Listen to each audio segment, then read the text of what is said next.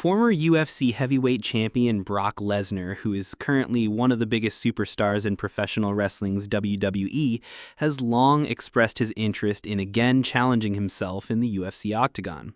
In a recent interview, his professional advocate Paul Heyman insisted that Lesnar's recent interest in returning to the UFC is genuine, though many have called it a negotiating ploy as he nears the end of his WWE contract. I don't think it's any secret that Brock is looking to get back into the Octagon. He is obviously eyeballing another fight in UFC. There's no secret. He's posing for pictures with Dana White wearing a UFC shirt in the UFC offices in Las Vegas, Heyman told Newsweek. That's not a negotiating tactic. Brock Lesnar wants to compete inside of the Octagon. There's no leveraging that. It's a fact. Brock Lesnar holds a unique position in UFC history. Lesnar is one of the most remarkable athletes to ever fight under the UFC banner. He was initially signed to the UFC after just one mixed martial arts bout. Of course, it didn't hurt that Lesnar was one of the most decorated heavyweight collegiate wrestlers ever, and that he'd already become a star under the WWE banner.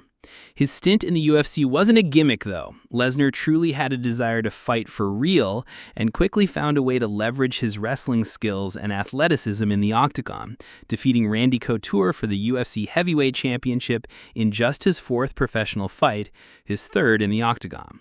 Lesnar managed a 5-3 overall record before limping away from the UFC, revealing that he had been battling with a difficult gastrointestinal disease called diverticulitis. One of the biggest draws in UFC history, Lesnar went back to the WWE before again emerging at UFC 200 to defeat Mark Hunt.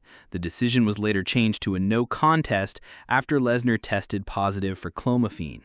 Despite now being 40 years of age, Lesnar doesn't appear to be content with leaving his UFC career as is.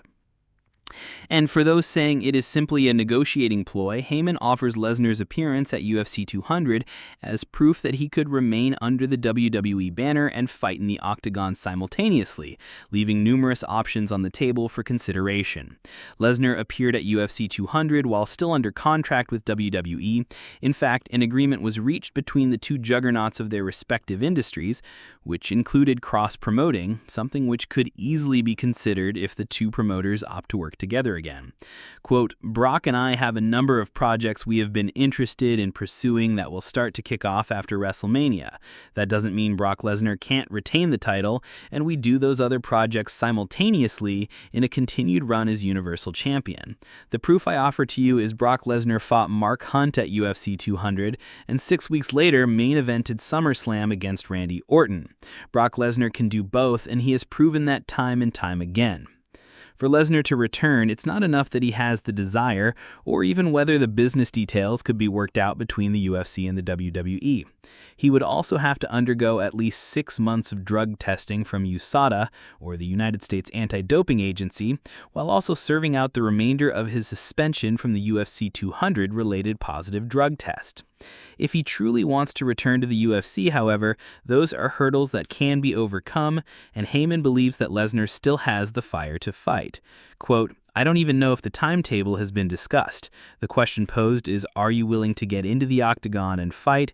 And I would suggest Brock's answer to that is yes, I am. Now, when will it take place, against who and where? These are just details. The big question has always been, are you willing to do this? And it's pretty apparent that Brock Lesnar is.